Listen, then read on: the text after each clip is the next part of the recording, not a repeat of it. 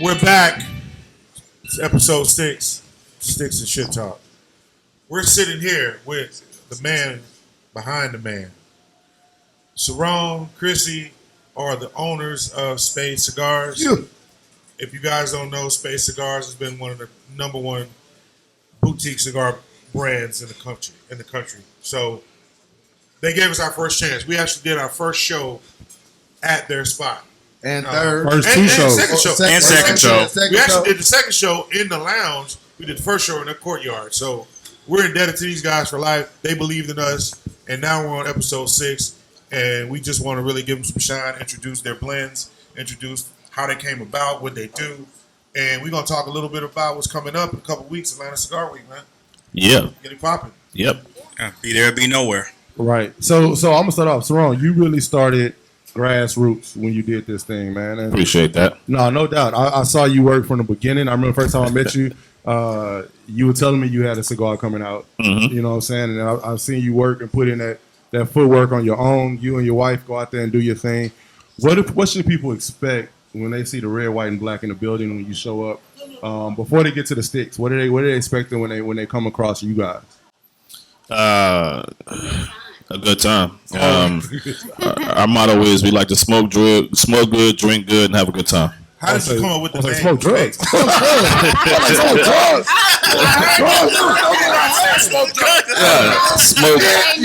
Smoke good, drink good, have a good time. So one more time. Smoke good, drink good, have a good time. We need to do the shot. We need to do the shot. Spades Cigars do the best toast. Yo, all time. Ever. Yo, I've never been with Cerrone and didn't take a shot. I hadn't taken a shot since I was 20-something years old. Shots. He always trying He always to take them. But you take them. He don't try. But you take them. Shots going. But the reason I ask that question is because, and this is what people don't understand, you can smoke any stick. Yeah. You know what I'm saying? And a lot of sticks are better than others. Y'all have one of the best sticks. I'm not going to lie to you. That's not just saying it because you're my boy. Thank you. But you also make sure that people remember the stick with you guys. Like, you guys are a part of the stick. It's an experience. It's definitely an experience. Right. How important is that to you, and how deliberate have you been about that? I think that's one of the reasons why we've grown. We made sure that every interaction, every cigar opportunity, we had a chance to meet someone that would give them experience in itself, and just having a great time and enjoying the stick, like I said, and just always having a good drink. We've traveled across the country. We met so many people, and I think it's been our motto. We just grown and taken it, and it's become something that we weren't expecting, but it's entrenched in our bloodlines now. So. Yeah. Look, there's something that I want to say about. See, this is what I was at a small radio station last summer, and C came through and blessed us, and it was to the point where he was helping us far more than we could possibly help him. No doubt. So Right.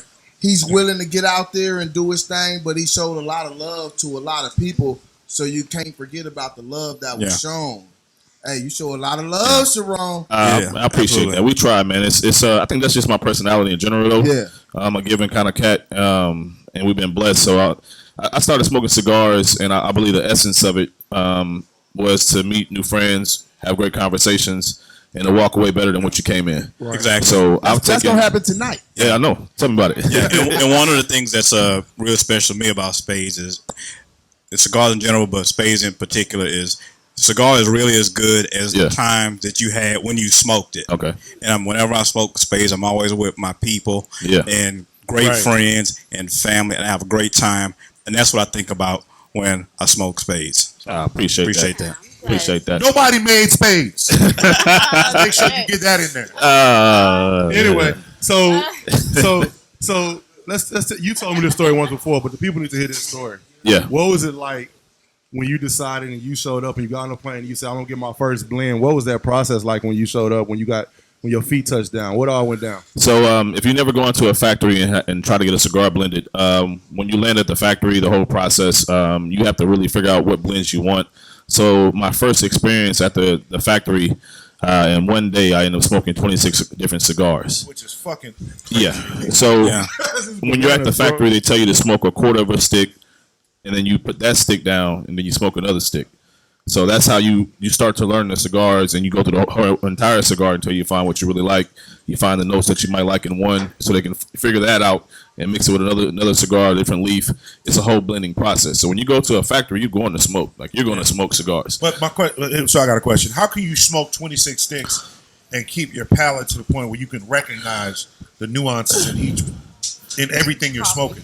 Coffee, water, washing your palate out consistently. Coffee made me boo boo. How often in between each? That's not what we meant by shit talk. How often in between each smoke or each sample do you clean your palate? And how long? So I smoke one to about a quarter, and then I go ahead and clean my palate to the next cigar. So you're only getting a quarter in of a stick. Okay. And then you're going to the next cigar. So then you're cleaning your palate with water and coffee. And when you're over in Nicaragua, and they love Cuban coffee. So the Cuban coffee. So this is a true story. I'm sitting there. I started out. I'm already kind of. I'm jittery. It's my first time at the factory. I'm excited. And I'm sitting there, my first 4 or 5 sticks. I'm like, man, this is something different. So they give me the Cuban coffee, and shots, a little Cuban coffee. So it's strong. So you're sitting there, and my first 8 sticks, and it's about 11 o'clock now, and I got the jitters. So I'm sitting there, I got the shakes. I'm like, man, let me go back to my hotel, take a shower, eat, and I'll come back again. We can start the process again. Yeah. So we did that, and then did that until about 4 or 5 o'clock that afternoon. I said, well, give me the rest of them. I'm going to go back to my hotel, listen to some Frankie Beverly and Mays, sit back, smoke, and I'll figure out what cigar that I want to go ahead and go with next. Yeah. So once I really figured out what blends I wanted to come with, I flew back in town. My boy Derek, light skinned Derek, they call him ISO Serious nowadays. You know, his name's been changed. Light skin. Yeah, we came. Follow him on Instagram, ISO Serious. Shout out. I flew back in town, went to Alley Cat, Marcus Davis, Tony Davis. We all sat down on the patio there, and we smoked. I had them do the same process that I did, and they were like, "Man, we don't want to do that." And I was like, "Nah, you have to do this so you can tell me what cigar you want to smoke." So I came back with about 6 sticks. I came back with 8 sticks. We chose the white label, the black label, and the red label, and that's where our first 3 cigars came from. Well, the black first. Yeah, so that's so. So when I came back from the factory, I had 6. I had 6 sticks, and then we chose from that interaction. I found out my black, my white, and then my red label. So then at that point, I had them pick which one they liked the most, and the black label was the first cigar that everyone wanted me to release. So release the black label first. Right. So that's our signature stick. Now, if I'm not mistaken, the highest rated stick you have is the white. The white label, yeah, 92.1. Exactly. It's my favorite. Yeah, it's our best selling cigar is the black label. Highest rated stick is the white label, and then the red label, and then the second highest selling cigar out of all the cigars we have is the Midnight for the Queen of Spades. Queen of Spades, shout out to Queen of Spades. Shout out right here. So I want to tell that story, which is crazy, because I want to give homage to this lady here. So it took me, we went back and forth for a year, and she was saying we need to release a flavored blend, and I was like, I'm not really into flavors. All the serious cigar smokers said I shouldn't do it. All your manhood came out, huh? The best decision I ever made in my life was to release a flavored stick and to follow her advice. Our company has grown tremendously. We've been in new territories and markets because we offer a flavored stick as well. Right. And like I said, that's the second highest selling stick is our flavored stick, our Midnight. So I was missing out on an opportunity for growth based off of what I thought I didn't want to do, but then I realized that her advice was so much better. I think about where we would be now if I would have took her advice a year earlier. And it's funny you mention that. True story. Your blend and your stick was so impactful. My wife loves it, and I was struggling to find a perfect birthday gift for her. So I got in touch with Cerrone and Crissy. I said, "Look, I need a box of Queen of Spades. That's what she wants." She doesn't know that's what she wants, but I can hear it in her voice because she's like, whenever I'm out and I'm smoking cigars, she said, if they have some, pick some up. Right. So I could have gotten her nothing else for her birthday. That's what she wanted, and she is happy as a kid in a candy store. So good on you listening to her. I never seen anybody smoke a queen and not be happy. I'm gonna be honest. I love them. They're great. I love them. My wife really, really loves them. She's holding on to that box for dear life. We got some more for her. Definitely. All right. Let me ask you a question. How important was it to realize what other people want aside from what you want? Because you say you tapped into what Crissy wants. Was that a hard process to say, you know what, I'm going to open up myself to things that I may not try myself? I think that's the key when you're doing anything in sales and you're bringing a product to the market. It's not about you. It's about what the customer desires because you're servicing the customer. See, that's you're not big dog servicing talk. yourself. That's big dog talk. So, and I say that to say when I told the story when I first came back from Nicaragua, the cigar I thought was the best cigar was the one that we never released. It was like, it's trash. Wow. Don't. The original. So I came back with 6, and I knew that this was going to be the cigar. Everybody was like, "Oh man, you came back with something great. You created something nice." I have never released that cigar. So I don't think it was trash. I just think that they gravitated to the black label more. And so once he decided on the black label, when he got it, he just was like, I don't know. Like, I don't know if I really like it. And I think over time, he just was like, man, this is a badass stick. And it's like, oh, really? So I think it grew. He grew to love it. It is a badass stick. Yeah, I mean, I think he was stressed when he blended. Is that the most full-bodied blend you have, the black? I think so. Yes, it's a full body stick. That and the red lace, I think, is neck and neck when it comes to strength. And it's 2 different flavor profiles. The black stands on its own. And like I said, that's our signature cigar. It's our baby. Our first release. We released that and kept that going for about a year. And only had 1 stick at the time to release to the public.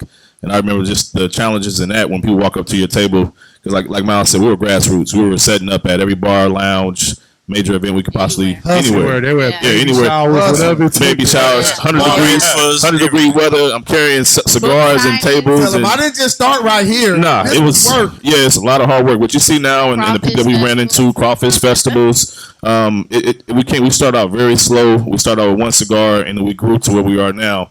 And we had no clue that when we first started with the 1 cigar, we'll be here so fast. Right. So it's a blessing. I'm thankful for the city of Houston for co-signing us and getting behind our back and allowing us to grow the way we have. We couldn't have done it without the city of Houston just supporting us and enjoying our cigars and telling their friends nationally about our sticks. And then next thing you know, we looked up and we're in different cities week to week.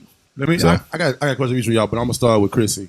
Crissy, can you give the female perspective to cigar smoking? Because a lot of people actually come to us and say, do women really smoke? Are they really out there like that? Some people think women are just around to try to find a guy. Like, can you give, being a real cigar smoker, really enjoying the stick, really, can you give your perspective to the industry, being a female in the industry?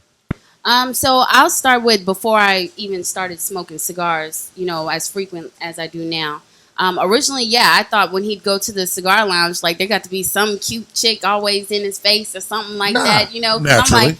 I'm like, because I didn't know what that environment looked like. Yeah, what the world, how the world operates. There was a Wednesday, Monte Cristo used to do Whiskey Wednesday. Yeah, right. And I think we were just running errands, and he pulls up and he's like, "Oh, I want to go to Monte Cristo," and I'm like, "Okay, that's cool." But then we pull up, some chick walks in with 6-inch heels. So I was like, oh, hell no, I ain't dressed for this. Hell to the no. But as I got into cigars, I noticed a difference. I noticed that there are females that actually enjoy stick, that actually want to relax when they get off of work. They're not going there to pick up a guy. You have some that are. You have some that are novice smokers, so they know everything about a cigar. They know how to pair it. And then you have some who are newbies. Who probably would gravitate to a flavored first. Right. So I just think that everyone is, it's growing. And I also think that females is like the fastest growing, black females, if you want me to be honest, is like the fastest growing population in the cigar community. Right. Yeah. Right. What do you, so I see this a lot, and we talked about this in our last segment, just this over-sexualization culture. Right, man. I've seen some stuff. What do you feel about that being brought to the cigar world? And it's like sex in the cigar everywhere you go now. That's what's out there. If you look at some of the cigar magazines, you're not seeing the woman that's dressed up in a business suit or anything like that. You're seeing the woman that's hypersexualized. True. When I've taken photos before, I've been told that I'm too conservative. And that I probably should loosen up a little bit. And to me, I'm just thinking I'm being stylish, not knowing that, no, they're like, you need to show a little bit more skin. And I'm like, damn, I'm trying to be a boss over here. Right. Yeah. Yeah, you a mom, like you a wife and a I'm mom. trying to be respected. There's more wives than moms. No, I agree, but I'm just saying though. I mean, that's not your angle. The main thing is, you just want to be respected and for your knowledge or for your efforts or whatever you're putting into the community, or just the fact that you want to go to a cigar lounge and not feel like people feel like you're there to pick up on someone. You want to relax. Right. Yeah. You want to relax. So- I'll let Cerrone comment on it too a little bit. I'm not getting to that. So I'm I'll give you not. your own question. I can't comment on that. Like, oh, my mic's busted. You have an interesting perspective because you get in there and talk to other owners. You can talk to other brands. You get to talk to the magazines. You can talk to everybody. What is that perspective being black owned, first of all, and second of all, just the black cigar smoke in general? How is that respecting the industry? What's that looking like right now? Great question. Pluses and the minuses of that. To start, when we first started out, it was more along the lines of the first question was, "Are you going to have the inventory to consistently supply our lounge?" And I don't think that's a question that necessarily is given to most people. But I didn't know if that was because I was a black-owned cigar company, or if it was based off the fact that we were a boutique cigar company. Right. So I took that with a grain of salt, and I rolled with it. The second issue that you have is if we bring this cigar in, what kind of crowd am I going to attract now? What kind of crowd do you bring with your cigar? Because every lounge is different. Some lounges want to have some lounges want to read a book. You read a book, no music, and you sit and chill and you smoke and you leave. Some lounges, when you walk in, they have the music playing. So the question is, we want to bring you in, but what kind of crowd is that going to attract to our lounge?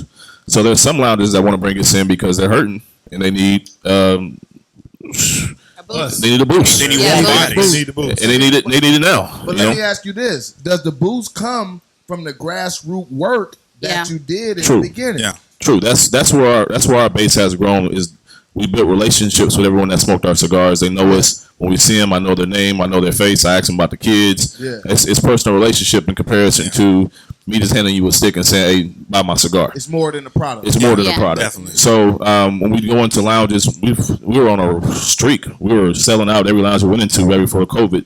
And we would go into different cities, and we walk in, and there's already people sitting there waiting for us before we even open up a box. There's 10 to 15 people sitting in the lounge talking about, "Hey, we waited for y'all to get here. We glad that y'all showed up." Yeah. So I believe, like you said, there's some challenges, definitely some challenges with being a black-owned cigar company. I think now, because of the current climate, it's gotten much better. Our online sales they're crazy.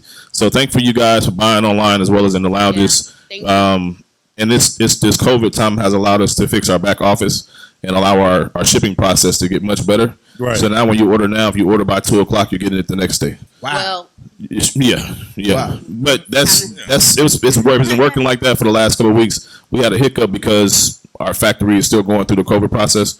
So our inventory has been bad the last 2-3 weeks, based off of just what the factory can provide right now. Right. Yeah. But even that's growth. Like we went from ordering 10,000 cigars to now we're being forced to order 100,000 cigars. Yeah. I've been here in Houston, and just at the different lounges that you guys that carry your line, and when I walk in there and they don't have the space, I'm like, fuck. Yeah. I mean, I've walked into multiple lounges and I've seen just empty spades Tapped out. all over. Yeah. Yeah. So it happens So quickly. have you found like keeping up with demand now that you've grown There's is been more the an challenge? increase in orders from the lounges as well. So where originally and it still is, our minimum is 6 boxes To go into a lounge. Yeah, to go into a lounge. The order that they're typically placing is much bigger than that. Right. Yeah. So we went from mandatory 6 boxes to where now they're buying 20 boxes a time. So let me ask you this: have you ascended? Black owned, dope, and I think it's supported, and it should be. Have you ascended to where you're just a dope cigar label? Not yet. Not yet. Not yet. And They tripping then. No, I'm okay with that. I believe that our product is. I am a black man. Yeah, We are black business owners. Absolutely. I don't mind being FUBU. Right. I'm okay with it. Okay. Like I made a product for me and my people to enjoy. So that's how we Everyone else. and everyone else. There's others Yeah, that do it's enjoy plenty. It's Spades. plenty of communities that enjoy Spades, but I know where I started and my grassroots are. So and I'm okay with that. I don't have them. So speaking of the black cigar culture across not only Houston but across America, we got something big coming up in Atlanta in another week or so, right? On the 14th through 20th. You're a big part of it. You're a big sponsor. Let us know what's going on in Atlanta and your part that you playing and what's going on in Atlanta. Okay, well, I guess he gave this question to me. So, Atlanta starts off on Monday, ends on a Sunday. Spades Cigars will be sponsoring the She Smokes 2, which is on Thursday, which will be at Republic. Thursday the 17th. Yeah. September So 17th. September 17th. if you can, go to Atlanta Cigar Week, follow. They have a long list of the different events that they have going on for during Atlanta Cigar Week. And so, yeah, I mean, they have events that's going on during the day as well. So you'll have an opportunity to visit with us or meet us there and hang out. We have several people coming from Houston. So the hope is that we'll have some time for us all to kind of get away and just do something with each other, just a fellowship and just kind of hang out, just to say, like, thank you for coming out, you know. Is Atlanta Cigar Week primarily a black? It is. It is. And I think that this year they kind of took a turn to where they're trying to showcase more black boutique cigars. Gotcha. So we were a sponsor last year. There were a few others that were sponsors as well that were also black boutiques. But this year they're really highlighting it. And I think it is because of all the racial injustice that's been going on in the world. So they just want to kind of create that platform and put everybody out there. Yo, so make sure y'all show up. If y'all can get out the house, y'all can get to Atlanta September 14th through 20th. Make sure you're in the building. It's a very cost-effective trip, actually. It's really not that, especially now with you don't want to miss it. You don't really want to miss that. You don't want to miss it. Come out and kick it with us. All booked up. Yes. Yeah, we're It's booked going up. to be a Ready great to go. event. A great So event. look, real quick. So let me ask you this last question. I'm going to ask, and I'm going to sit it down. Well, I got one after you. No, that's cool. We need more time. We might need to come back and do a whole nother No, segment. you can come back whenever you want to. Whenever you want to, man. So let me ask you this. What's your threshold? What's the threshold where you can say I'm no longer boutique? Like, where does that go? Everybody says boutique. Everybody knows boutique. We all know the big factories. I mean, the big companies. Those about 7, 8 of those. But how do you no longer become boutique? So my understanding from industry language is when you sell about 4 million cigars a year, that you're no longer a boutique cigar. So y'all won't be boutique no more after December. Yeah. Hey, I be flossing. I be like, hey, that's my God homie makes right there. miracles. Yeah. I got a question. This is a super important question because I want some stuff clarified for not only the Houston smokers, for the world. Okay. See, Dun, dun, dun, dun. how do you say your name for people who say it wrong every single time they see you? Wow. Cerrone. It's Cerrone. That's how you pronounce it. Cerrone. Sir Ron. Now, Cerrone. now That's why the if king you is mess Sir. up again, So hold on. No, it's okay. So so Crystal will tell you the story. When I first met Crystal, my family calls me. They call him different names. Different My names. mom calls him Sharon. His brother calls him Sharon. Yeah. His cousins call him Sharon. So his family, they don't always That's get his it name right. then, Sharon. I messed it up originally in the Mama beginning, named and Clay. he I'ma call never him Clay. corrected me. I'ma call him So I Clay. just- Hey. My dad, when he met him, he told him, "Oh, my name is Saran." He said, "I'm gonna call you C." I'm gonna call you see. I just wanted to clear it up. Yeah, just Yeah. call me, All just call me Spades. Spades out. Yeah. That's cool. I work with That's what I he work with says. Just He call just call him me Spades. Spades. Call me Yeah. Spades. We will I got that. definitely be there with you Branding. guys for Yeah. Atlanta Cigar Week. My wife and I, we believe in you guys. As soon as you guys invited us personally, which was really cool. Like, it was no option. We got to go. We got to rob, Thank steal, you. do whatever we Yeah. got to do. We're I going got to a be there. pass. We don't want you going to jail now. I got a Don't go pass. to Thank you. jail. I ain't go to jail. Hey, He got a pass. before we close this out, we spoke about dope women in the cigar world. I want to give shouts out to our sister Kim. Yeah. Yes, Oh ma'am. yes. Yes. So, Love Kim. Kim Watkins. personification Kim Watkins. of class, Yeah. the Aw. personification of elegance, the personification of a smart, strong black woman. No So doubt. Yeah. I don't want to end this segment without No, giving we have shouts to. out And with the rest of the That's black that women that Godiva. take part of She Smokes too. Who are all those girls that's coming out for your event? Yeah, who else coming out? For She Smokes Too. I'm sorry. All the women's coming out for She Smokes too. Oh, I don't know. I mean, I don't know. I just invited everybody, honestly. I mean, you have the cigar dentist will be there. She was there last year with the Black Brad She's Pitt, dope. Roy. Dope chick. You also have Kim from West Side, K2W Promotions. And then you have Mitra. She has, what is it, the Silhouette the Silhouette Spa. I'm trying to remember everybody's IG. Ashley, Tina, which is Delvin's wife. I mean, Shout out, Tina. it's several women that are coming. Because, like I said, the industry has grown, and there is the women's support is really I strong. feel to be a staple in that. It feels great. It feels great because at the end of the day, when I go to a cigar lounge, I can sit down and I can smoke with a female. You know, I Yeah. can sit down and chop it up, as y'all say, Right. with them and not feel like I have Break to down just the be amongst the stereotypes. men. Yeah. Yeah. And it does break down the stereotypes. But there are several women coming. I'm sorry if I didn't say your name. I'm trying to make sure I remember everyone. But I mean, yeah, we're going to have a good time. That's One more the thing goal. before we get out of here in the segment. What's the setup for the Spades event Thursday night? Who we got in the building? You know, hosts, DJs, all of that stuff. Oh, What we got yes. going on? So, you want to say So it? Yeah. we're bringing some Houston flavor to the event. We got DJ Phil and the one and only DJ Remarkable. We flying them in so they can do it Saturday. Shout out to the DJs. Yeah. So Happy belated birthday, Phil. bro. yeah. So we're doing an H-Town flavor to it. We got some special guests that we have come out as well. I don't want to say no names just yet because I got something special up my sleeve. Oh, But, yeah. Okay, all right. Just drop it. The world will know. Hey, when Spades do it, we do it right. So we're gonna make sure you have a good time. It's gonna be a hell of a party. So you need to get there and come kick it with us. Let them Yeah. know where they can find you everywhere. Social media, websites, everywhere. Yeah, and shout out to, before we say that, shout out to Atlanta Cigar Week, all the founders, for allowing us to do that because Yeah. Shout out they Atlanta didn't Cigar have Week. to allow us to bring the DJs, and just allow us to have that Houston flavor. Camaraderie. yeah, Houston flavor. that camaraderie. So that's definitely helped. Shout out Octavia. Yeah, we Yeah. trying to, Yeah. Shout out Octavia. our I sister love Octavia. Yeah, her aficionado. We thank you for all your support, sis. yeah. And we can't wait to get to Atlanta. So as far as where you can follow us, is that the question? Yeah. Yeah. I don't know because we didn't get our shot, so I guess I'll have to say it. Yeah. Yeah, So something missing. feel free, follow us on spadecigars.com is our website. Facebook is Spades Cigars. Instagram is also at Spades Cigars.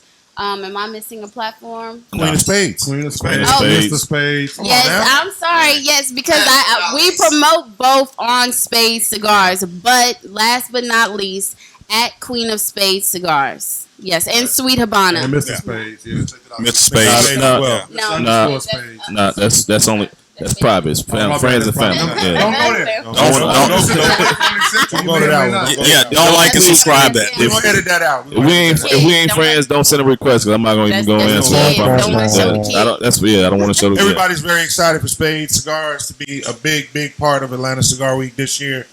I'm excited. This is my first time going to Atlanta Cigar Week. My hotel is booked as of today. Flight Hey. book. Flights booked Congratulations. as of today. Hey, Mama, appreciate you. Daddy and Pass going to Atlanta. You gonna be cutting grass for a long Hey man, time. I'm good to go. Let's get a toast of Spades and all the females. hey. So I got one question, and I know it's about time, but I got one question. So what are y'all pairing y'all cigar with? Y'all are smoking the white label by Spades Cigars. What is Are we it that talking you about are? that? I'll tell you, I won't give I'm you a just brand. saying, I won't I give mean, you we a on brand name. I won't give you a brand name. But we have a really great Japanese whiskey with us right now. Oh, okay. Yeah, that's always great. Yeah. It's Yes. always great. Yeah, Really good. smooth as glass. So what kind of water are you drinking? First of all, it's not water. I know it's not. That's Okay. what people need to see. That's No. all. First of all, Not water. that's not Avion. No, smart water. It ain't no Avion, boy. Let me look at the title real quick. Hey, she got another vodka. It's a vodka. I ain't gonna tell you what time It's black raspberry Ciroc. And Hey, it's just Ciroc, on ice. we need that support. Y'all need to come drop Yeah, that check. Yeah, we need that I'm as gonna go ahead and sponsorship. I'm say the name. I'm Need that sorry. check, Ciroc. Yeah, we need that Yeah, I'm check. gonna need the check. Hey, I'm Diddy, sorry, hit but us that's up. Yeah. what I'm drinking tonight with an anniversary by Spades Cigars, which is our Connecticut blends. Yeah, well, Cerrone's got Diddy's number, so it's all good. It's not a problem. That's really my guy, man. Shout out to Puff. Shout out to Puff. Puff has always shown his love. Yeah, I've been on him for a while. Shout out to Puff. Spades, the white label that we're smoking for this episode, it pairs really good with whiskey. It pairs good with coffee. It pairs Scotch. damn good with chai tea. Yeah.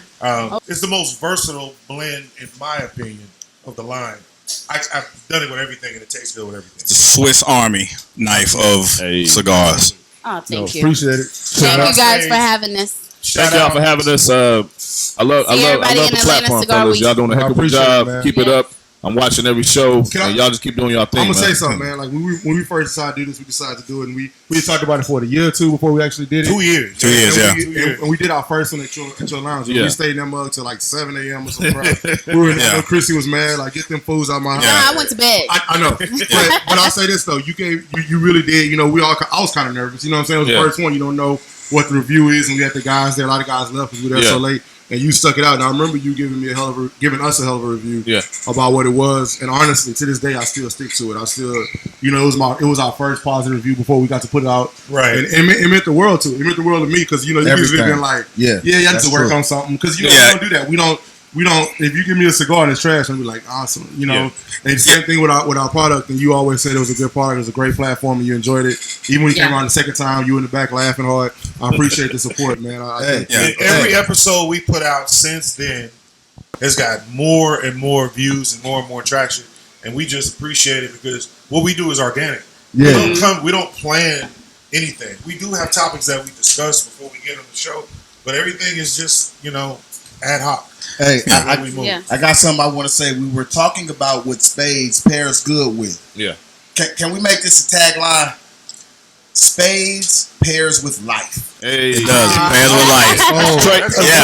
Trademark with tomorrow. life.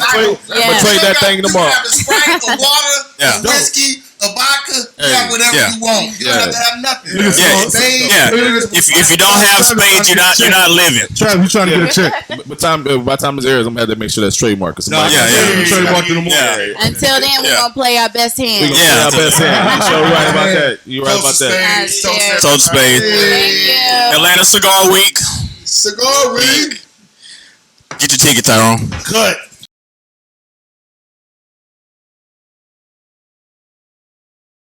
Welcome to Shit and Stick Talk. Stop. Sticks and shit talk, bro. How many times Sticks and Shit Talk? read his shirt, bro? I should read my own shirt. Y'all got me drinking. We had Spade on last time. You know, we take shots and I'll take this back. Yo, man, welcome to Sticks and Shit Talk. Welcome to that. Dog. Welcome back. Yo, we didn't pour it up Champ again. gonna punch me. We didn't got it. We halfway through our sticks. I'm on about 2/3 through mine. I've been smoking my shit. Yeah. But let's talk about this. Jay had a run in. I don't call it a run in. A discussion. It was definitely a run-in. It was a run-in? Was it an altercation? It wasn't. I don't know. You had an entanglement. It wasn't. Did you have an entanglement? But did you get heated?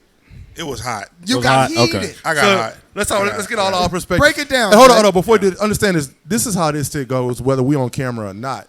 So that's why we bring it to you, and you guys can be a part of it. And understand this is not something we just make up and say for the show. If we didn't have these cameras out and we were sitting in the lounge right now in somebody's garage, we had these same conversations. We had the same talk. And same they were time. talking Especially shit this to one. me about bringing it in wrong, too. Yeah, Oh, we no talk doubt. about that Just shit too, naturally. even with no cameras. Come on, Jay. Come on. Yeah. Give it to us, Jay. What's happening? What's happening, man? So, you know everything that's going on with, the BLM and police killing unarmed African Americans and all of this, right? It's been a couple of years going, but I got an issue, and I don't know if you guys feel the same way. I got an issue with recent immigrants, specifically black immigrants that come to our country. From where? From everywhere. It could be the Caribbean, it could be Africa, it could be whatever, right? And recent immigrants, they seem to have a disconnect about what has happened and what happens constantly to black Americans as opposed to their experience when they get here, right? So there's somebody I know personally, family, good friend of mine, who always had a different political philosophy from me, which I don't mind. I think all of them are a piece of shit, personally. Dems, Republicans, I don't really care about any of them. Big shit. Honestly. But, so, his political, his politics are more Republican end, pull yourself up by your bootstraps, whatever. He's a Caribbean guy. But he posted something that really bothered me a couple of days ago, and it was directed towards the NBA players. And he was like, I'm not watching any more NBA games. The NBA players are full of shit. And I'm like, why are you shitting on the NBA players? First of all, not only are you not from this country, you have a lack of history and understanding of what happened and what continues to happen to black people in this country, but you shit on black people from this country for behaving in a way that we're basically fed up with what's going on. So I don't know how you guys feel about that. I don't know if you encountered that, but I've had multiple friends that were recent immigrants. When I say recent, within the last 10, 20 years. First, second generation? Yeah, first, second generation. And they blocked me. No, I get it. I've had it. I grew up with it. I've talked to them.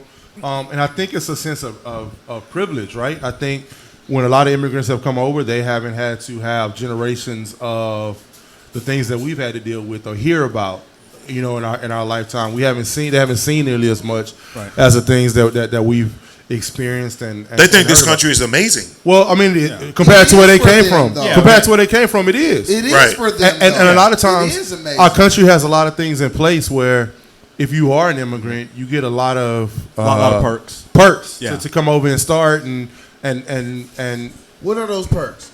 I think you can come over and start a business without any credit if you're an immigrant. Facts. You can walk into a bank tomorrow. You come over and get a small business. And you can get loans left and right. Right. I think also when a lot of people who have problems with us, whether the majority has problem with the minorities, when they see that they can get a black immigrant, they feel like they're not getting a black American. Therefore, they may employ them quicker because they know they don't have those same feelings that we have, and they can also meet their quotas. I think honestly, they've grown up in situations where they're allowed to be successful based on their merits. Right? You grew up in Africa, you grew up in Jamaica, you grew up anywhere. If you handle your business and you get your stuff done, you can be successful. Yeah. And in their head, that's normal for them. Right. They haven't reached a point where they've been upset and bothered by the things that we've encountered. I don't mind that though. I don't mind that either. I don't mind that, but why are you shitting on us? Because they feel like yo, that was a long time ago. I can be successful. You can be successful. I'm gonna tell you why they shit on us. I can do it. Why can't you do it? I'm gonna tell you why they shit on us. Because a lot of places where they come from our abject poverty is nothing compared to where they come from. True. And so they look at it like, well, I could come here and I can sacrifice and I can make it. Why can't you? But then we have to realize that a lot of these places, they're coming with a colonizer's mindset because they've been colonialized as well. Correct. And so when they're coming, they have struggled. I think we'd be derelict in our honesty if we were to say that they haven't struggled. Yeah, it's not a from complete, a lot of places. It's not a complete dismissal. Yeah, look, this is real talk. I had somebody. He's an investor, billionaire, and he told me, he said, Tyrone, I won't invest in American companies anymore. I said, why? He says, because Americans don't appreciate shit. So that means you're not going to pay your loans. You're going to file bankruptcy. You're not going to do stuff. But if I go somewhere where people don't have air conditioners, don't have carpet, don't have roofs over their head, indoor plumbing, those people are more likely going to work harder and hold up to obligations than blacks in America. Right. But that's because we've learned that from America. America doesn't honor their debts. Not at all. America doesn't. And some of that is perspective too. If you've never lived, most of the poor people here have AC, cable, lights, probably an Xbox. So some of that is perspective. If right. They have for them, it's just 4 walls and a roof. Right. Right. So it's about having something to compare it to. So it's about having something to compare what their perspective on poverty is versus ours. Because poverty is relative. If you're black and you were born here, you're still in the top 1% of people absolutely in the world. That's true. So your perspective on poverty and theirs is completely different. It's not to say that they're right or wrong. It's just that's different perspective. That's their perspective. They look at us like we lazy. They like, I've come here and I have made it. And then I understand about the loans, but truth of the matter is everybody don't get them loans. We talk about it like it's very simple, but I've spoken. It's simple for them. Not as simple as we think. Man, I grew up with Asians. I grew up with Hispanics. I grew up with black. They get it easier. It's easy as hell for them to come here. Especially one with generation in. You don't think it's an accident that we have as many Asian-owned businesses in our community? I think that's a stipulation that they have for a while. Yes, you can have this loan if you open your business up there.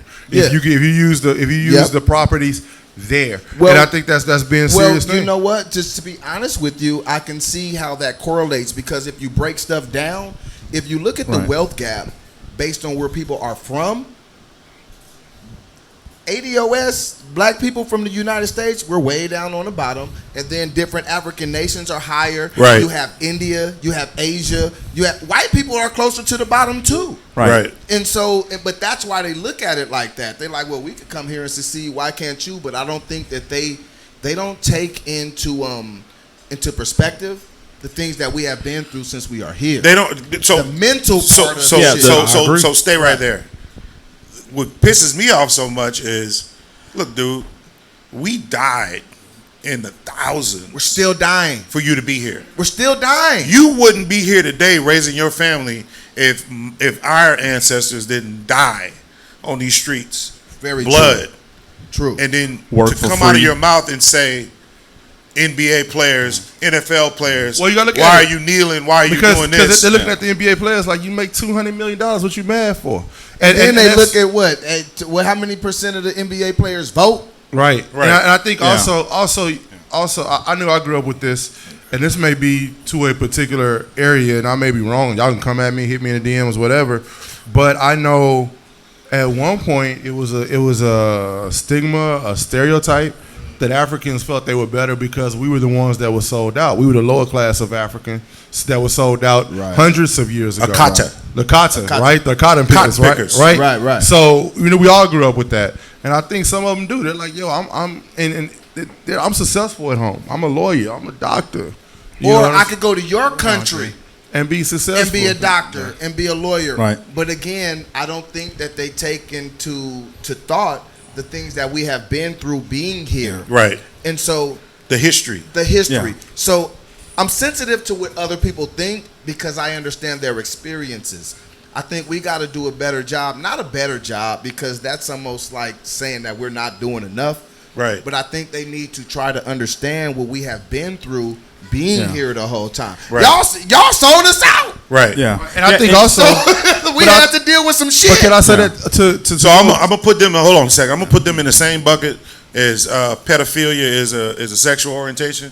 The motherfuckers that come You to see me what with they that bullshit. doing in California. If you come to me with pedophilia as a sexual orientation, we gonna shoot that fade. But I can say this All so, day. As much as I've heard that growing up, I have run across, especially Africans that live here in America, in Houston right now that I know, I've gotten cool with. Even ones, social media is dope because you can reach people out. You have a wider reach. And I've actually talked to a couple Africans that live in Africa right now, and a lot of them are saying, "Hey, we with you," and they offer.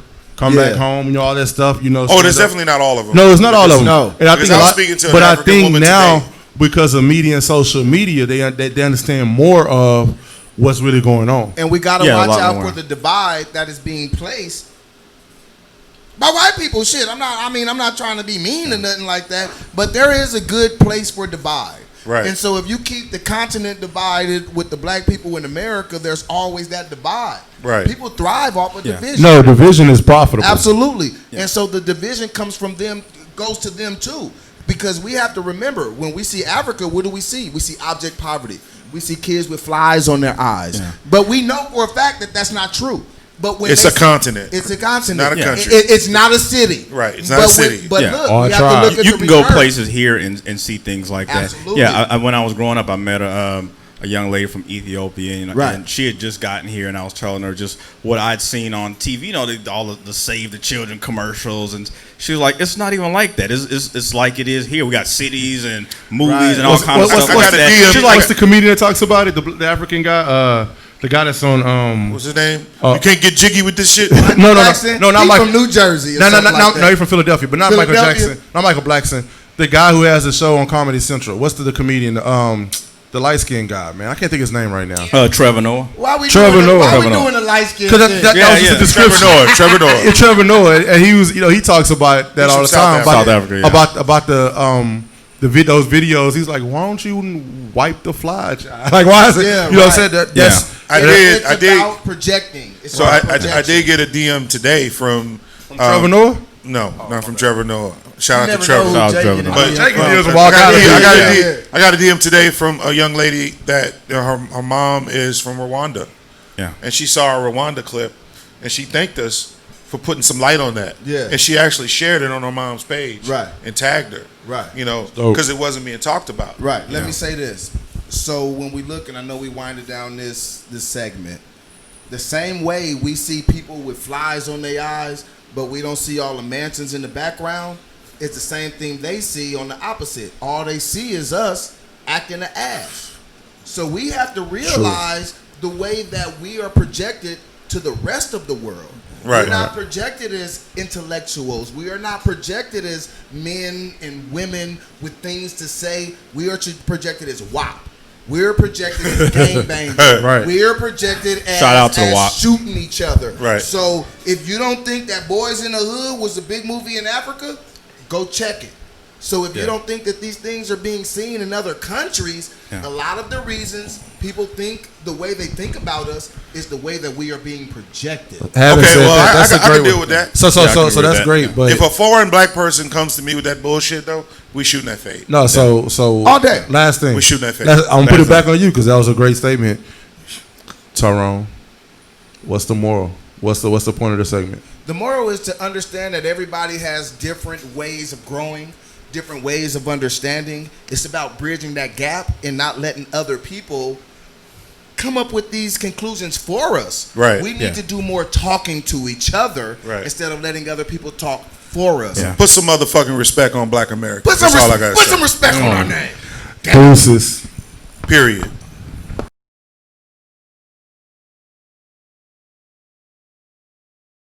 And we are back with another segment of Sticks and Shit Talk.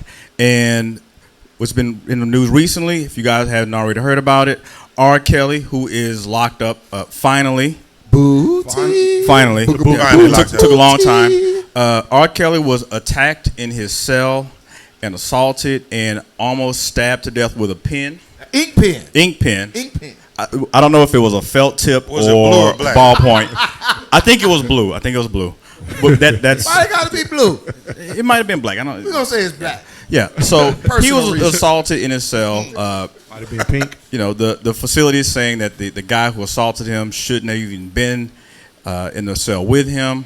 So some people are feeling that His life's in jeopardy. his life's in jeopardy. He should be isolated, or he should even be set free. So I want to know what do you guys think? Should we release R. Kelly because of the COVID and the assault and the threats he's I didn't even facing know in R. prison? Kelly was in general population. Yeah, and should he be? Should he be in general population? Well, I don't think he should be in general population. They're saying the guy who tried to stab him shouldn't have been there. Now the funny part is the guy who tried to stab him had "fuck the feds" on his face. Yeah. All on his face. Fuck Yeah. the feds. So R. Kelly, you should have known off the dribble. Something was wrong. Something wrong. So if you are in a cell with a guy who has "fuck the feds" tattooed on his face, no, this is serious. This is serious life tip. If you are in a cell with a guy that has "fuck the feds" tattooed on his face, you're in danger. You might have some issues. Ask with him. for a transfer. That's a pro tip, by the way. Don't. Guard. You're welcome. Guard. Hey, you want to know what I find ironic about all of this? The reason that the guy ran up on him and was ready to stab him, it wasn't because R. Kelly was pissing on teenage girls, which he's, You should stab people with a pen for pissing on teenage girls. You should. Yeah. That might warrant That is some a stabbings. stabbable offense. Hold Yes. on. Before you get to that point, can I say this? We all kind of in fake outrage about R. Kelly pissing on girls because 15 years ago when that video came out, everybody watched that shit and laughed about it. No, I cooked that nigga I back didn't then. laugh at it. I did. I ain't laugh I mean, there's a small percent of people that cooked him, but we all kind of laughed at shit. I didn't laugh at it. Now you right though, Miles. Some of us lying. I get you know what? Y'all might be some real, y'all might be some real righteous brothers who we didn't are laugh real at this righteous shit. today. But a lot of Right. motherfuckers in our 20s wasn't as righteous as You know we what, are now. Miles? I still listen to 12 Play. Yo, no, fuck that not shit. 12 Play. TP2 Reloaded came Yo, out after that. yo, Don't I listen listened to to that. The R came out after I that. listened to the Gentleman. Chocolate Factory. Chocolate Factory, I I was still rubbing jam on it. booties. Yo, I was doing all that. I got one for you. But he was I still talking about listen to little R. girls Kelly's the whole gospel album. time, man. You Look, listen to the gospel album? Check gospel album is fire, nigga. Go I check that won't shit. listen to R. Kelly's gospel album. I won't listen to Snoop's gospel album. Yo, say what you want to. I won't do it. Snoop's gospel album was dope. I don't listen to gospel. I don't know. I won't find out. I don't listen to gospel at all. At all. But I will Set me jam. free. But R. Kelly's gospel album, That shit kind of fire, bro. I got Kelly Price and Juanita. I can believe Right, but that. see, this proves my point that we will excuse all kind of fuck shit if you got talent. If you can entertain us and you got talent. Well, you know what? We will excuse all kinds of fuckery, be honest. pissing on kids, all kind of crazy shit. If you got talent and you can make people dance. Josh Gordon just got signed again. That's what I'm talking about. Look, I'm going to be, for me, I can't speak for the rest of my brothers on the panel. He's speaking for all of us. I'm guilty because... Guilty, sign me up. I'm guilty. I was in college, and we was watching that shit like, is that R. Kelly? Is she really 17 years old? He was adjusting the camera and everything. That chick like she was but like at that 12. point in time, I was the same age. Remember Chris Rock even talked about it. He was like eating the booty like puppy child. Like Right. that shit was not like taboo. Right. Like that was like, yo, this dude's tripping. But I'm saying that to say this. I was wrong in You accepting were wrong. that. We were wrong. And I think I was wrong in accepting that. But this is what's ironic.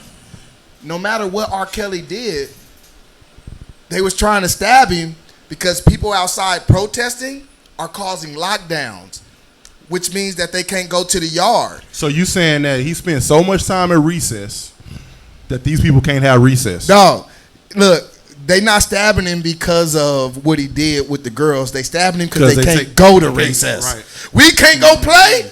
You played at recess with all them girls? I can't go shoot hoop on the yard.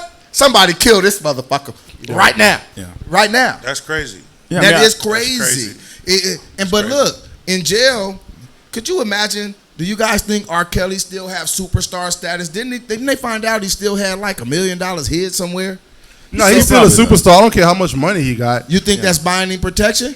Obviously, it's not. Apparently not. No, Your celly is a nigga with fuck the feds on his face. But it's not Delvin, working. Delvin, look, I think he has bought protection because this is the thing. Not protected from the guy with fuck the feds on his face. That's a whole different situation. That is the only Shouldn't have situation. brought that much protection. Look. As far as what he did with the little girls, that's enough to get your ass poked up in the pen. Period. Point blank. Normally it is. Normally, yeah. Normally is. So does that go deeper into the how generally society feels about It black is. women? I actually think it does, and I think we have done a disservice to not only black women but to young black women when we look at the numbers of black women, not black women, black girls. Because when we say women, we are giving we're putting out the connotation as if these women are grown. Yeah, Right. we're talking about little ass we're talking about girls minors that are becoming missing. Yeah, and missing. this is a problem. Yeah. And we see somebody who is an arbiter of that. You know what I mean? Controlling their minds. Right. Yeah. But the reason he's getting poked on is because of recess? Recess. That's crazy. Hey, man, if it's important enough, somebody will get at you. Right. Bottom line. Right. Well, no, anybody could be bought. When you in the pen, all I want is some top ramen, some honey buns, and I look. But hold up, let me ask you this though. Especially if I'm in there for some worse than what you did. Pack of cigarettes. Is that any different than what's going on in America right now? Because people are like, yo, why they tripping? But if you take away our stuff, then we're gonna get mad. You don't have an uprising, but right? Good point, man. You have an uprising. Hey, you know, I was watching. I was at Compton last night. Ice Cube, well, I guess his son that played Ice Cube was talking in an interview, and he straight up said, "You can only treat people like this way for so long before people uprise." That's gonna happen, and if they feel like, yo, look, I'm in here forever. The couple things I get are honey buns, and I get to go outside. Imagine you are in prison, and you don't get too much of nothing but a visit and a little time out. Now we have to remember the reason that R. Kelly got poked up is because the pro R. Kelly people are protesting for R. Kelly's freedom. Right. That's cool for R. Kelly. Right. But if I'm in there and I got life and I get to see my boo-boo one time every 6 months and y'all protesting for this motherfucker and I can't see my boo-boo, hey, if I got life. Let me ask you this. What you gonna do, give me 2 lives? No, what I'm going to do is say, hey, Miles, hand me the pen. Yeah. Right. That's what I'm saying. I mean, what's the repercussion? Another life? Exactly, right? But Jay, when you talk about the people that are protesting, is it a bunch of dudes out there protesting for R. Kelly's freedom? No. There are women. There are a lot of women out there protesting for R. Kelly's freedom. I know that. It was I'm being facetious. I know that's who's out there. Niggas are not out there protesting for R. Kelly's I know ain't freedom. nobody woke up this morning like, yo, let me put my boots on and go stomp around for R. Kelly. That ain't my bad, bro. That ain't our. That's not our fight. But you know what? I think that we have 4 men here, right? And I think the world overwhelmingly thinks that we support fuck shit, but we don't. I'll speak for myself. I don't support the fuck shit. So can I say this though? It's I bullshit. I think the world makes it to where black men and black women are against each other on purpose because they don't want black families to prosper. And I think if you watch Facebook, the memes in black Facebook or the memes in black social media, all black men do this and all black women do this, and why y'all act this way and why y'all just do this. And I think it's sad because we have to really understand that for us to be successful, it happens together. It's part of what the feminist movement was about. It was about taking women out of the mindset that they were black first. They were women first, right? And it's a sad situation. Yeah, what do I always say? What do I always tell black women? Feminism is a white woman's struggle to be equal to her men. That don't have nothing to do with you, sis. Get out of that. Delvin, if it wasn't, feminists would be talking a lot more about what is it? Where we at? Like 160,000 black women this year that's just come up missing. We're not feminism is feminism to women is what the NRA is to us. Exactly. They only gonna support them. They don't come out and support. But then black when I call women. that shit out, I get a lot of black women causing me a lot of grief. Now they will let the sisters be deputies and sheriffs and shit, but you are not. They're not. How they do it to Tawana Burt, shot KRS-One. That's how they did her. Wait a minute. Say that again. Shout out KRS. She looked like KRS-One. I'm sorry. I just fucking work here. That's not my fault. She like KRS-One. But they took her off the face of feminism and gave it to a bunch of attractive white women. They did it to Tamika Mallory. It has happened over and over and over again. My main thing is this. If you guys care about, if feminism cared about black women the way that they care about white women, then let's talk about all these little black girls missing. Let's talk about the things that black women go through. They just found 39 of them in Georgia. They just found 39 of them in Georgia, right? In Georgia, just the other day. What they will do is show you the success. And they'll make the black women tap into the success to make you want to agree with them. But that's a small percentage. Right. Yeah. What about the black women that don't have a voice that you guys are not speaking on whatsoever? Yeah. Right. If you're gonna throw your lot in with feminism, and make sure you're getting something out of it. Let a little white girl go Delvin, missing. you brought this in. They gonna find her in an hour. Delvin, you brought this in. You take this out. What's the moral? The moral is don't get a celly with fuck the feds on his face. That's really all there is to this. R. Kelly should be locked up. Fuck R. Kelly. He should never get out. Should have happened. Hey, yeah, should have happened fuck R. Kelly. Should have happened 20 years ago. Matter of fact, R. Kelly can make a new album called "Fuck R. Kelly." And look, you know what? Fuck me too for supporting him after I knew it was wrong. And if I'm going to take responsibility real talk, for that shit. If the headlines would have been, you know what, R. Kelly stabbed to death with a ballpoint pen, I don't think any of us would have shed a tear. We'd be like, damn, he made some good songs though. Yeah. Nobody cares. Yeah, nobody cares. On that note, we out. We out.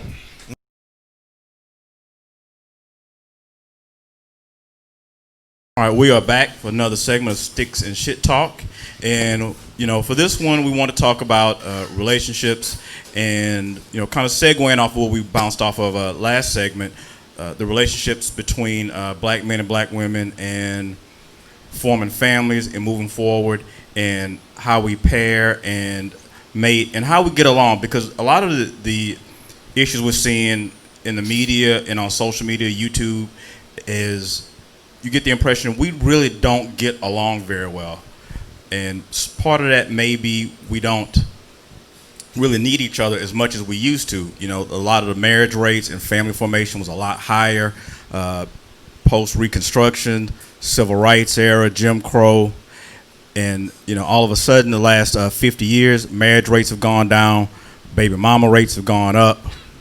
And, you know, it's serious. So, you know, there's a lot of acrimony and adversarial talk going around on social media that we just really don't need each other. And when it comes to dating and mating, a lot of sisters that I've seen and talked to other guys, they will lead with their credentials and their degrees. When they meet a guy, they'll say, oh, you know, I've got a degree in this or that, and using that as a selling point that makes them a suitable wife or a credible mate. So I just wanted to get everybody's perspective on a lot of black women leading with their degrees, because a lot of black women are very educated, more educated on average than black men, more degrees, more post-secondary degrees. So is the education and degrees of black women these days. Is that a selling point? Is that what the brothers are looking for? Is that something that would make a woman a more suitable mate to a man that's looking to marry? Miles, what do you think? Is that a selling point? It's not to me. Honestly, to me, it's not a selling point. But, to a lot of people it is. And to a lot of people, they look for that. And I know people that's high on their list. Not for me. I could care less what degree you have or what money you make. You know what I'm saying? Because if we don't get along, we don't get along. I don't give a shit. You know what I'm saying? I could care less if you make $1 billion. Now, is it a nice plus? It's a wonderful plus. It's a resume enhancer, right? Without a doubt. Without that, it's at the bottom of the list. But yeah, no doubt. It's definitely the bottom of that sheet. But what we really got to do is find out what the women think about it. Yeah. So we brought Crissy back, Queen of Spades herself. And then we brought, the first lady of West Side herself, Miss K2W. Also from the What's Going Down episode. That's my mama. That's my mama. Miss Kimberly Watkins. So I'm gonna go Crissy first, right? Crissy, I know your work background. I know you're very successful outside of the cigar, business you have. I know work-wise you're very successful. Oh. Do you feel like, not necessarily with you married or whatever, but with other women you talk about, do they feel like that's a reason that they should be chosen more? Well, I can't necessarily speak for all women because I don't necessarily ask my friends like what their degree background is necessarily. So when they complain about dudes, they don't be like, "Yo, I got 2 degrees and I why cook he and why I clean." he don't? I got 2 degrees. Why he don't want to act right? We don't have that conversation. Yeah. That's a conversation you guys have. We don't have that conversation. Right, but I will say, we see that as men, though. I will say this: growing up, so my mom, she has her doctorate degree. Congratulations. And I watched her, as I was growing, I watched her get her master's, and then I watched her get her doctorate degree. So I probably was a teenager when I went to her graduation, and I was crying. Like, that meant something to me to see my mom do that. She, her and my father, they didn't, last, and so she continued on, and it was 4 of us. So we had the single parent household moments, but my father was still there, picked us up every other weekend and everything. But just to both my parents' degrees were very important. My dad was the first person in his family to obtain a degree as well. So, but one thing that my mom always preached to me was, if you get a degree, then you'll have a better pool of men. So that's kind of how it was always said, is if you're looking for, you can either be like the basketball wife and just take what's given to you or something like that, or you can be more in control. And my grandmother was the same way. She was a librarian, but she was a stay-at-home mom when she was married to my grandfather. But she always preached, being a stay-at-home mom, but she always preached have a degree. Because if ever he leaves, you always have your degree to fall back on. So that was just what was told to us, is that no matter what, if all else fails in the relationship, then you can always use your degree to go and open up a door instead of you starting back from scratch. What about you, Miss Watkins? I agree with Crystal 100%. So let me ask you this. Because of your degrees, does that mean that you're only going to date a guy that's comparable to what you have? I know you're married now, but let's hypothetically say before you got married, were you looking at that? Did that matter to you? For me, and I think it's similar with a lot of women. They look, if they have that love for their father, typically they do look for someone that reminds them in certain ways like their father. Mm-hmm. And so one of the things that I really wanted, not necessarily from a degree standpoint, but I really wanted someone who I can sit and I can talk to, and I respect his business mind. My father was an entrepreneur too, but he also was an accountant as well. Yeah. And so I wanted someone who I can kind of share these business ideas that pop up in my head, or that I can learn from. And I do have to understand that you can't always seek someone that you're learning from all the time. But I definitely want someone where when they say something to me, I could be like, damn, I didn't even think about it like that. Yeah. Just those aha moments. Yeah. And I mean, I guess it Sticks-N-ShiTalk. So my dad always said, what good is it if, you have sex or whatever, and afterwards you can't have a good conversation, then what is that relationship? I got a question. Kim, let's get down to the what they say, the nitty gritty. Yeah. So if a cat don't got an education and a woman has a further education, does a woman look down on a man who has less education, and do she use that to hold it over his head? I disagree. I have a degree. I've been with someone that didn't have a degree. I believe in you should have the same mindset, meaning that get up and go and to conquer the world. You don't have to have a degree to conquer the world. There are people that get out of jail and they have businesses and they make millions. And you don't have to be that basketball player, that football player, that athletic person or whatever. I'm more about what's, like you say, when you get out of bed or when you go to bed, you can have a conversation with someone other than that sex was good. You know, you took, well, I don't have weed. Substance. Yeah. So the issue is, where I'm looking at it is, does the accolades and accomplishments of a woman, you know, when it comes to being a suitable partner or mate, does it have the same weight as the accolades or accomplishments of a man? Because I feel like we're judged differently. It's not the same. It's just different. The same way men are not judged on the same beauty standards as women are. We're just not. So I'll never be fine.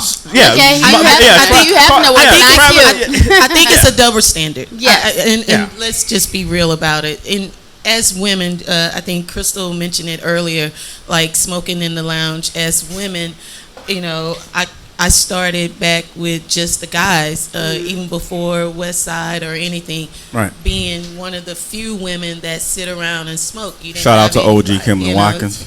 You didn't have anybody to smoke with but the guys. So then when you start smoking, now, you know, I tell this story, Jay knows about, I went to a place in Dallas, and shout out to Dallas.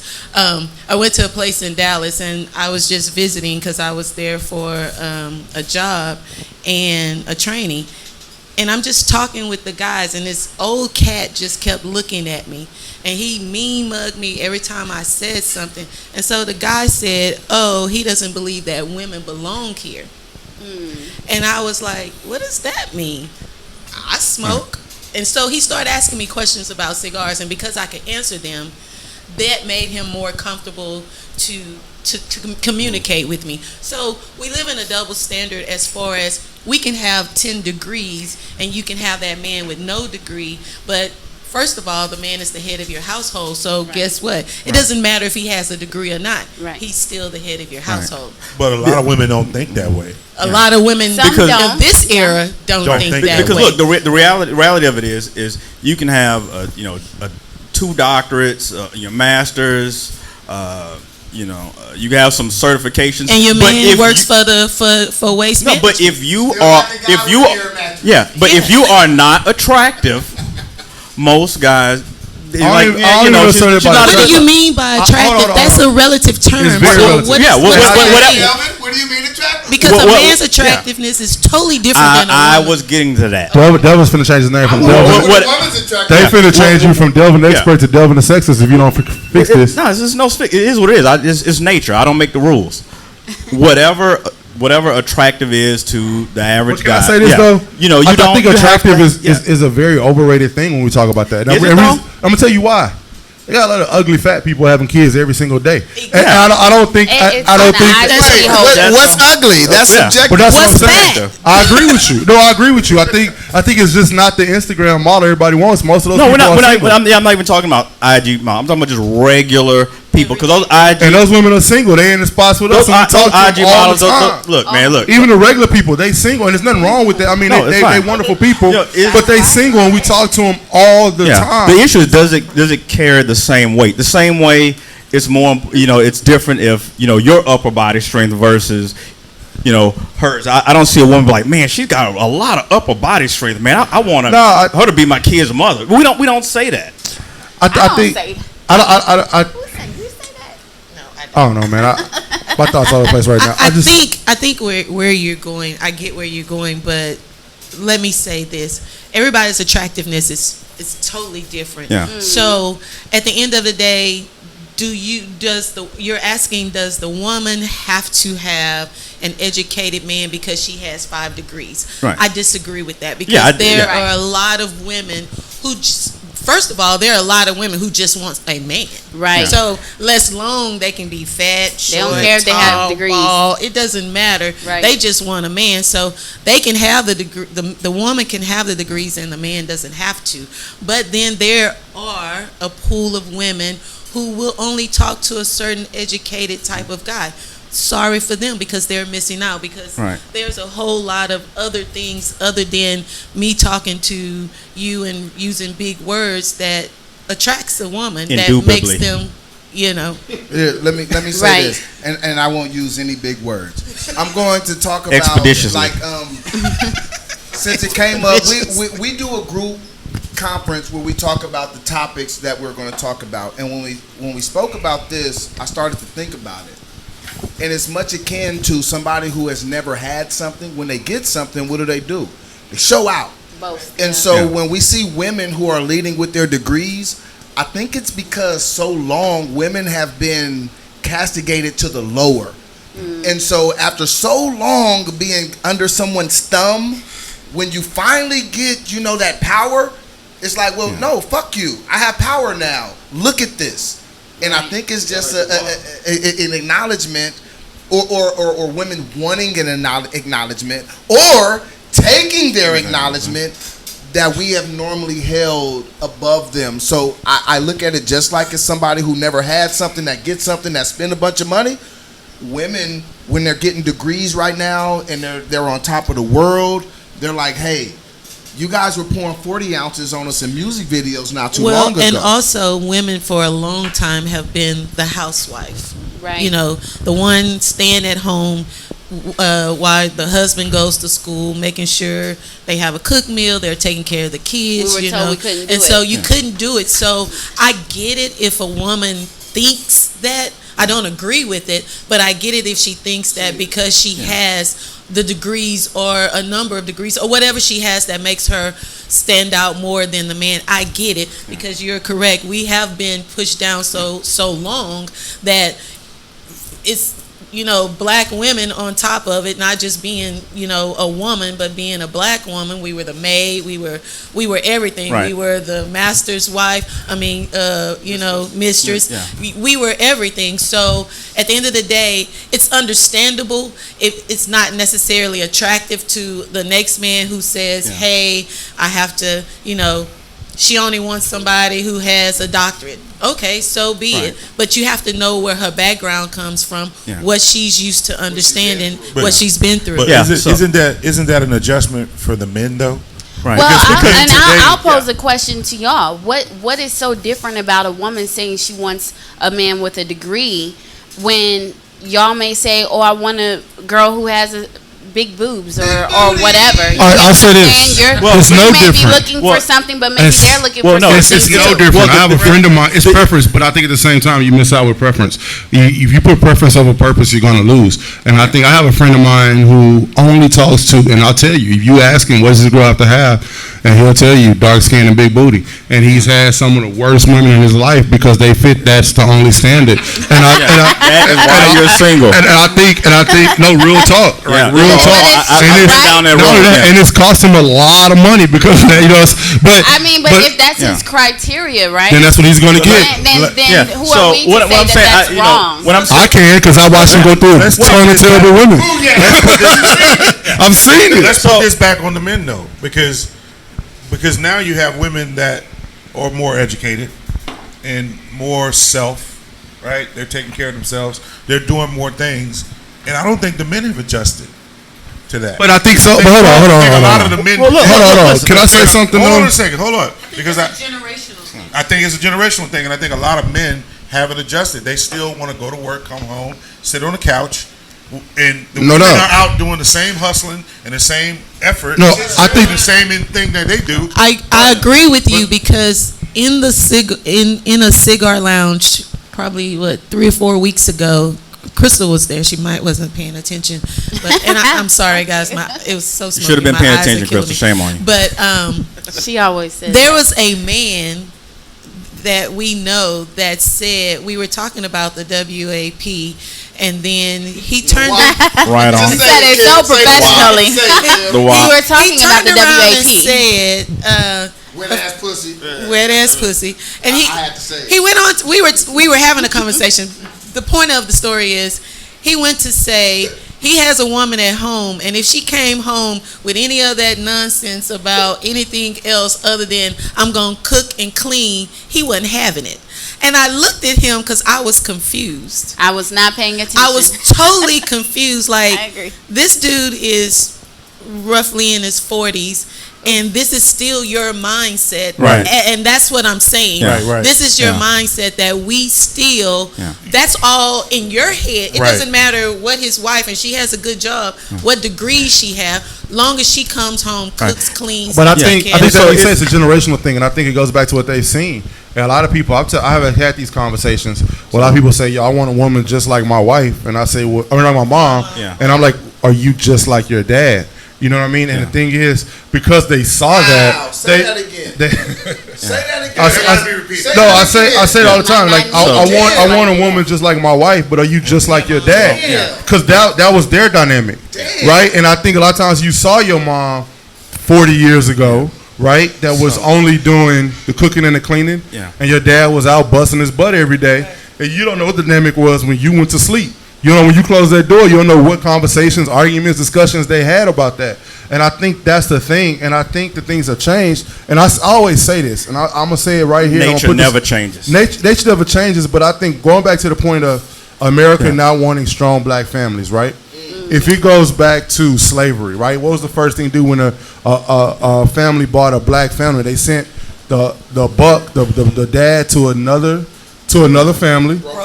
Broke up the families. They made the wife work because they can now educate the children to think the way that they want them to think. It went on in Jim Crow, and when they separated the families then, whether it be through war, whether it be through drugs, whether it be jail, it was a point of taking that away. Wait. Don't forget this, Miles. What they would do too is emasculate the man and make him look weak to that. Agreed. I agree, and I think now. The thing is, and I'm not knocking any woman that goes and get a degree and get a great job. Congratulations, you should. You know, you have the right to. You have now earned the privilege to do so. You're just as smart and powerful of us as we are in those situations. But I think also we got to quit using it as a division factor because that's what they want us to do. They want us to say, hey, you don't need us. And they want us to feel weak, like you said, in that situation. Because if that's the case and we're not together as a strong unit, then they can now teach us to be whatever we want to. And that kind of goes back to my point. We talk about whether it be the WAP or we talk about the gangster rap or the bad images in media on TV is, hey, if I make the mom work 16 hours a day and the dad is only in the house, even if it's welfare, right? You can't get your welfare if your dad is in the house. Then guess who I get to tell all the information to that is not watched? We talked earlier about watching information, but if both of the parents aren't around because mom's working, dad's gone, then who gets the information on the phone? The kids. So now I can make the kids' mentalities weaker for the future to do what I need to be done. Yeah. And I think that's something that needs to be addressed. And we can say, hey, you know what? You have your degrees. Yeah. Congratulations. I have this. Let's make this work and make a strong parental unit because now we can make kings and queens again with our kids. Well, I got it. But look, and I do have to correct you on one thing. Up until like the you can correct the Census Bureau. Up until the 1970s, the black marriage rate was actually higher than white people. So the fuck shit that's going on now is fairly recent as far as human lifetimes. You say it's recent. I think it's been going on the whole time. Hold on. I'll say this. I agree with your statement. I'm going to say that I think we rose above it for a while. We had community. We rose above it for a while. And that's my point. Because we needed each other at the time. No, I agree with you. We needed community at the time. Yeah. That's why civil rights was so effective. That's why civil rights was so effective because it was not a problem for a dad to go out or a mom to go out and fight the system. Because if something happened, my community had my family. That doesn't happen nowadays because we've been so split up, we've been so divisive, we've been so, as you use your word, adversarial, to toward each other, that doesn't happen. I'm scared to leave my family because I don't know who's going to be there with my kids when I get home. I have a question, and before you pose that question, I have a question for Miles. Do you not think that there's competition within a couple as far as? But no, there is some. So when we were talking about women with degrees. Or leading with that.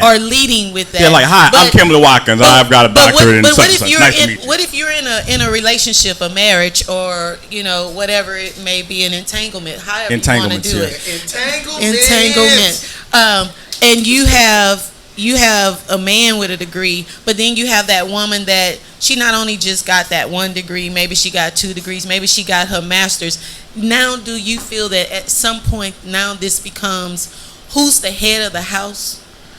I think so. I don't think I'm back and forth. Now, because she has more degrees, it helped her to progress in her don't job. think So she makes the most money. I'll say this: education and wisdom are not the same thing. Education and intelligence not either. Yeah. And I'll say because I've dated because I don't have a degree. Yeah. I have 0 degrees. I have no degrees. Yeah. That's the middle of the group right here. Us. Right. We're non-degree. Yeah, the ones that you guys call crazy. Yeah. But I'll say this: I've dated with, like I had a girlfriend not too long ago who had every degree you could think of. She had about 6 of them bitches. Like she was a doctor, but she was a medical doctor, and like she had all degrees you could think of. And I've seen women that, but I've seen also women still don't want to be leaders of the household. But they'll be that way if you're not going to step up and be it. Like we can handle it. But I think ultimately they're looking for someone. That's why they leave with degrees. That's why they look for somebody who has more than so they don't have to be. I got a question. Can I say one thing? I feel like honestly, you don't have to have a degree in order to be the leader of the household. Let me ask you. A woman can have a degree and still respect. Look. I think mature women understand that. Exactly. I think mature women understand that. Let me ask the issue for younger. Let me ask women. this: is there a perception that a woman can't submit to a man if the woman has more education or makes more money than the man? It's a perception, but I've seen it happen. No, I think it's a perception. It's a perception. But in reality, I've seen it happen a lot where they're willing to and they want to. I think women don't necessarily want the fight of a man. They don't necessarily want to go out and make those. They want you to make those decisions. They want you to take on those bullets. They don't want to. This new era doesn't though, and I unfortunately I can say that I know a few women that they really are unfortunately the head of their house because they make all the money. And though I was, brought up old school, so the way I was taught, it doesn't matter who makes the money. It's all going the same place. It's a happy home, right? You're just trying to make a happy home. So you can make less than me doesn't diminish your manhood or take away from who you are as the head of the house. If you have children, they should still respect the same process. But this era of women or this generation of women, they're like, I make all the money, I do this, I do that, this and that. I control this household. So now we lose value in our men. Right. So that was my next point. Is that a substitution for, or is that presented as a substitution for masculinity? Or great question. Yeah. Is it a substitution for, I can't get the type of guy I want, so I'm going to lead with my degree and get the guy that I can kind of maybe hold that over him, because I've seen that quite a bit too. I don't know if you guys have seen that. Look, I want to ask this because when I'm sitting around with guys and I've been out on a dating scene, we've all been out there, and I've never had a conversation with a guy. I've never been out there. He's always been an upstanding citizen. Got married when he was 17, but 15. Oh damn! So, yeah, he knew what he wanted the minute he was there. So I've never been out with guys, and he said, hey, you know what? I met this woman, and she's got 2 degrees, and I think she's the one. Here, let me. Have you ever? I've never. I have. Really? No, I know someone who he was dating this girl for 8 years and wouldn't marry her until she got a degree. Like he found her freshman year of college, but like he would not marry her until she got a degree. And the reason he was trying to look. No, it wasn't about playing. Like his dad told him, don't ever marry with somebody without a degree. And his dad didn't have a degree. He got his, and he was like, I'm not marrying anybody without one. That was a standard for him. And he's been married God knows, almost 20 years. Let me ask you this, and I want to throw this to Jay. But it ain't been happening. And I'm gonna ask you, Jay. And that's the question. Now let me ask you this, Jay, because we talk about this on a personal level, and with all of us. Is this a Eurocentric way of thinking? Because when we think about hold on, give me a second. When we think about black women, some of the most powerful people in history have been black women. Right. Before we start talking about the construct of what we look at as marriage now. Right. Nefertiti. You see what I'm saying? No degree. We could go back. So Jay, are we looking at this? Are we coming? We peeling back the onion right now. Are we looking at this from a Eurocentric standpoint when we come to the women? I think so. It's what we've been taught. And I can only speak for myself, but the only thing I got married at 31. So the only thing I knew when I wanted to get married to somebody was that they were a hustler like me. Right. I knew that's what I wanted, Right. first of all. But here's the catch. I was willing to make those sacrifices to maintain that type of woman, right? I was willing to help in the kitchen, cook. I was willing to help with the kids. Are we caught in the Europeans? I don't say that. No, I think the Europeans have taught us to be this way. But if you look at the way the Europeans work, those women don't have degrees like that. Right. They ain't going after it like that. They not holding those men to those same standards like that. They're taught to be wives and control and to be mothers of their children and have a household. And look, I'm not talking about I'm not talking about the men. I'm talking about the women. The women in those situations don't do that. Look, you touched on something really good earlier. You talked about the guy who, like, she's got to have a degree, but he said he wasn't happy. He wasn't. He's still not happy. He's still married.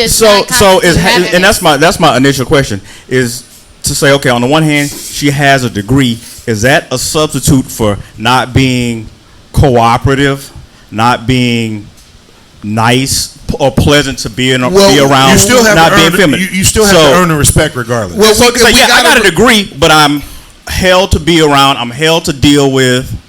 I don't shave under my arms. Whatever. Look, I'm not on no Derek Jackson shit. I'm just being honest, right? So we have to remember in America, women weren't allowed to vote. You see what I'm saying? So we came up with a perception of how we should treat women off of a Eurocentric way of doing and things. Black men were never able to prevent black women from in the voting. early 1900s, black men, we couldn't, but we've acquiesced to what we've been taught by other people. Women weren't allowed to vote. So if we go back and we look in time, how many women had degrees? They weren't even going to school. It wasn't even looked at like, you know what, this woman could go to school, she could create something, but now that they can, do we adjust with the times or do we stay antiquated? That's the key. You do what works. We should adjust. And I'm gonna wrap this up. So yeah, you don't say, okay, I'm gonna wrap this up right now. I'm gonna wrap this up right now because go ahead. Fuck that. Let me tell you. I'm just speaking from my perspective. This is our director. The director has stepped in. 28 years, 27 years of marriage. My wife has a degree. I don't have a degree. Am I treated as a head of household? Absolutely. Right. Does that mean I do my part? Absolutely. You've adjusted. The key is you have to adjust and not be in your feelings as men. I'm going to state it what it is. Men, stop being in your feelings and said, oh, my wife makes more than me and I'm not shit. Bullshit. You're still the head of the household. You can still do what you need to do to be the head of the household, even though you don't have the degree or your wife is making more money than you, because that doesn't matter. But what do you do with the man that everything you've said is great, but you have that woman that's knocking on his head like you ain't shit because I'm shit. Hold up. Here's what you do.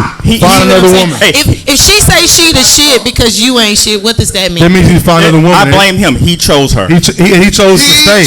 At the end of the day, that woman will not do that unless that man allows her to do that. So wait a minute. Steps up as the head of the household and does what he's supposed to do. She's not going to even worry about her being the head of the household. Champ, this the other side of the coin. We got a lot of weak ass men.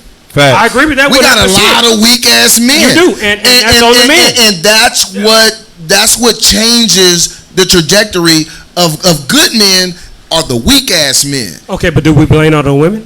No. We don't blame it on the women. Weak ass man somebody is producing these Where did the weak weak ass men men in who produced space. that? Somebody is. Who taught that? Hold, Who taught that? Because we learned, as we've been talking, we learned everything from our parents, our grandparents, the past, history, everything. So who taught these men to be weak? Assimilation. Assimilation has taught us to be weak. And I put that on. Thank you. Like, assimilation has taught us to be weak. Thank you. I ain't gonna lie to you. That's the bottom line. But that's a new thing. I mean, you go back and look at. Assimilation is not new. Assimilation I'm is 30 talking years about old. the It's been weakness is coming new. Right. in progressions. It's not new. The weakness is new. Everything tells us The bitch asses is new. Let me tell you something. America is set out to The ruin bitch the black assness. man. Whether we ruin you with drugs, whether we ruin you with police, whether we ruin you with education, or whether we Fatherless ruin homes. fatherless homes. Agree. We talk about it all the time. Whether we ruin you with the fact of just teaching you that you are not shit. And you see it every day. You see it every see day. it every plays day. into the That's psyche. why you gotta have the strong mindset. So- Like me, I say to myself, you know what? I'm fucking awesome. Why? It don't work on me. Well, Hold on. We gotta wrap this up because we'll be here all night talking this. it's I'll a say great this. topic. No, it's an amazing topic. We could do a whole show on this alone. We might have to do topic. a We whole might show. have This to might show. be a whole show. But it comes down to this, and I'll say this in a heartbeat. Women, I give y'all all the credit in the world, because through all those Thank times you. that we've talked about, whether it be slavery or Jim Crow or whatever era y'all have held us down, y'all have been here for us. Y'all have made sure that we had a warm home to come to, a nice meal to eat, and make sure and try to talk life into us. Thing is this, guys, if you can't accept that, find a woman that you want to be with. If not, be on your own. But Right. don't tear down more women because you can't handle the woman that she is. And I think that's where we have to be. I think that's where the America wants us to stay, but we got to get out of that. And we got to understand that, yo, we love y'all. Y'all love us. Y'all have raised our children. Better When together. we didn't raise our children, whether we like the way you raised them or not, you raised them. And like you said, we better together and we make families. We got to have strong families that actually. Miles. And we're not competitors. No. Not competitive. We're And not that- competitors. We're and- fighting the So- same uphill battles together. And I'm going to say this personally. This is a personal You're thing. one of my moral And story I moments. think we should have the ladies in the conversation. So I'm going to say something and we pass it around, do what we do. Our director is right there. You know, he give us direction. And I've heard you speak on this in the past. So somebody like me, I came up on the West Coast.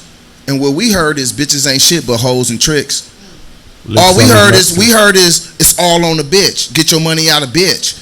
So we learn to disrespect women, not as popular culture, not as Agreed. a subculture. It goes back to the 70s. Right, but see, I saw through the bullshit because I looked at the rap most of us videos. don't, though. You know, I think I we know gotta that's what spend- I'm trying. That's why we're here to educate. that's what I say, Everybody that's we on gotta rap let- videos, we popping gotta- bottles, we gotta- pouring champagne. That's Dr. why- Dre wife ain't out there. He ain't pouring Right, champagne on but her. as we get older and as we maturate in age, Who pour champagne on his way? we have to give acknowledgement to the things that we've seen and where it's gotten us. Yo. So we can see So- why women act like the certain way that But we might not like it. I don't like Well, it. it's Look, like the R. Kelly thing. When I was 19, 17, when that shit came out, I knew pissing on chicks was wrong. It's But not, here's you don't the do deal, that. though. But you don't that do was it. tails. I didn't have to wait Hold till. up. No, now that I'm 40, I realized pissing on women is wrong. No, but here's the deal, I knew it was wrong, but I didn't realize the gravity of it. But I realized the gravity of Delvin, it. Delvin, here's the deal, though. Individually, and this is not a black thing, it's not a white thing, this is a people thing. Individuals are extremely intelligent. As a group of people, we're dumb as shit, and we will follow whatever is put in front of us. That's why I couldn't get mad at WAP. I can't get mad at WAP if I'm not. First of all, I'm lying. I did get mad at WAP, but I only got mad at WAP because I can also get mad at the other shit that the guys put out at the same time. I went back and listened to I go back to all the stuff we listened to back in the 90s, NWA, UGK, all that shit. It was terrible to women. How hard is that for you as a man to be honest about that? 'Cause that's what you're It's doing. not. You know why it's not hard for me to be honest about the shit? Is because you do that shit to my mama, we gonna fight. You do that shit to my sister, we gonna fight. We do that shit to my daughter, we gonna fight. If you're not willing to accept that and what you say, it goes for women too. You say that shit about black men, then don't be mad when somebody treats your brother, your father, or your son the same way. You say that stuff about black women, don't be mad when somebody treats your wife, your mother, or your daughter the same way. At some point in time, we gotta understand that, look, it's out against all of us.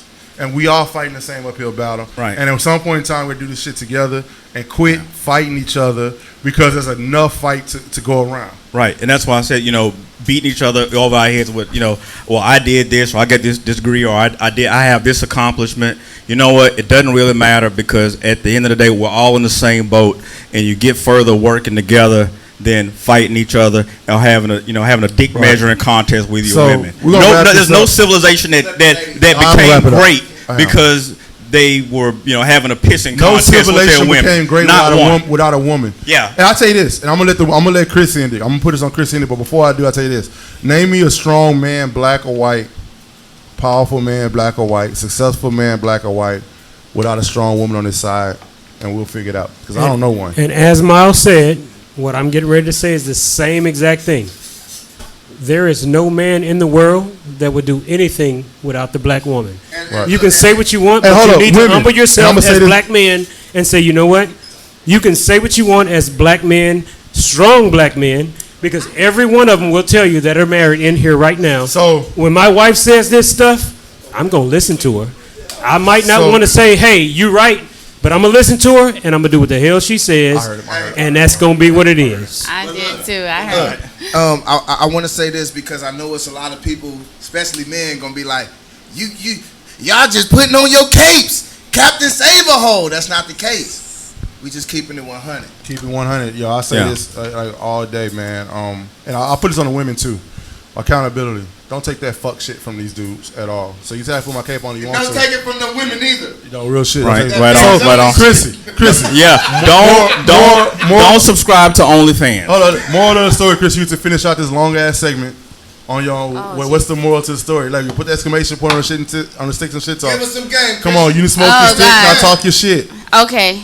Moral to the story is don't worry about if she leads with her degree, because to me, it doesn't matter if that's her accomplishment. That's what she wants to define herself as. That's fine. If men lead with what they want and they make it more of a physical thing, and they reduce their their pool of women that they have access to, then a woman can do the same thing. If her thing is a degree, then fine, so be it. That's her bad. She's missing out on things. The main thing is, I'm gonna say one thing that I always heard Cerrone say is, find you a woman that speaks to the king in you. Don't find you that woman that wants to push what her accomplishments are to define her, So look for that. That way you don't end up in a relationship with a woman with degrees but treat you like shit. Exactly. Hey man, shout out to my wife. Right on. That's all I wanted to say. Shout out, baby. Yo, it's been dope. It's been dope, man. I want to thank my man for letting us come in and take over his crib all night, and shout out to Manny Fresh for giving us the show before the show. But last and foremost, man, we done talked our shit and we done smoked our sticks.